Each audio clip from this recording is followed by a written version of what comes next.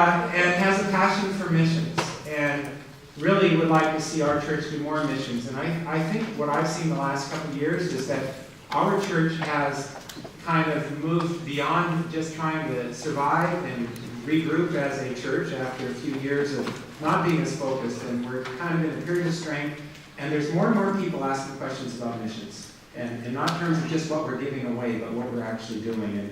And so I wanted her to share with you this morning a few things of her recent trip to Nicaragua. It started with going on a Friday night, 9 o'clock at night, and then arriving in Nicaragua at 5:30 the next day. So after 2 planes, regular planes, and then a prompt plane, then we got to the first location, which is Bluefields, Nicaragua. So here are some of the situations. We just wanted to enlighten you all a little bit about Nicaragua. First of all, it's the second poorest country in the Western Hemisphere, right after Haiti. That usually surprises quite a few people. There was quite an economic impact after the war several years ago. A large percentage of the children are left at home while the parents work on cruise ships. So the parents may be gone for like 9 out of 12 months out of the year, and they'll leave the children at home. Not so much with the relatives, quite frankly. It usually could be an 11-year-old and 9-year-old who's in their one-room home, because more often than not, it's a one-room home that is taking care of maybe 3 other children. So that's a common situation. And then there's child trafficking and prostitution and all of those types of things that are going on as well, too.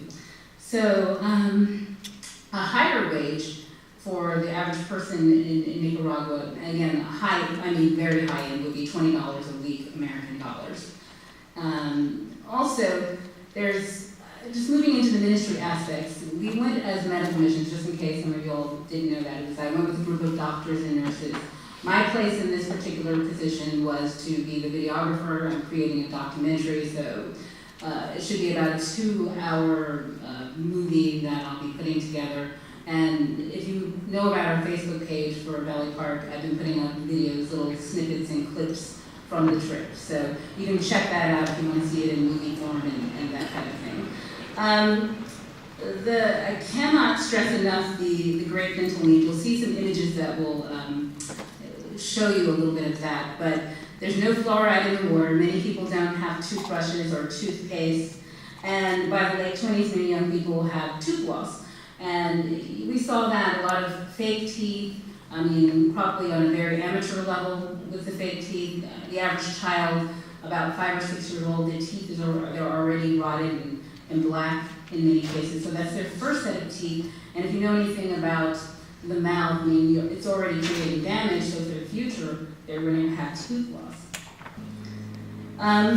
The water supply in Nicaragua, it's wells. If you're, in this particular case, this person is living in a better home than usual. It probably was a 2 or 3 bedroom home.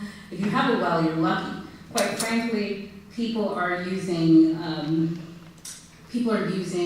rainwater. That's what they really survive off of during the course of the year. Some people have a little bit of water that they can use, but it's the rainwater that they're using. So we're going into rainy season right now. When I was there, April is when it's drier and you kind of lost your reserve, so the water is sparse. So with that said, for me, I took 1 bath during the course of that. I didn't bath, it was a shower, and they were pouring well water for us, for the Americans, so that we have water to flush the toilet, water to be able to wash. But quite frankly, I think I saw something that was like a parasite, so I'll just stick to my wipes that I use during the course of the week. But that's the reality of what these people are living in. And they're also using, toilets are a fancier home. For the most part, people are using an outhouse. So this particular missions was the first part of it was in Bluefields. An American Baptist missionary, Vital and Kelly Pierre, have served in Nicaragua for 12 years. They're both Haitian, and they had a heart to go to the second poorest country, even though they are from the poorest country.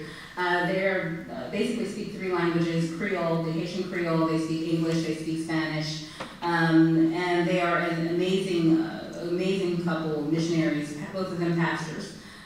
Basically, this is the unique part of it. I think this really speaks volumes for what can be innovated and done in the church. As far as how they started, they began with a community pool, and then they started a soccer field to attract families and children. This was amazingly successful for them.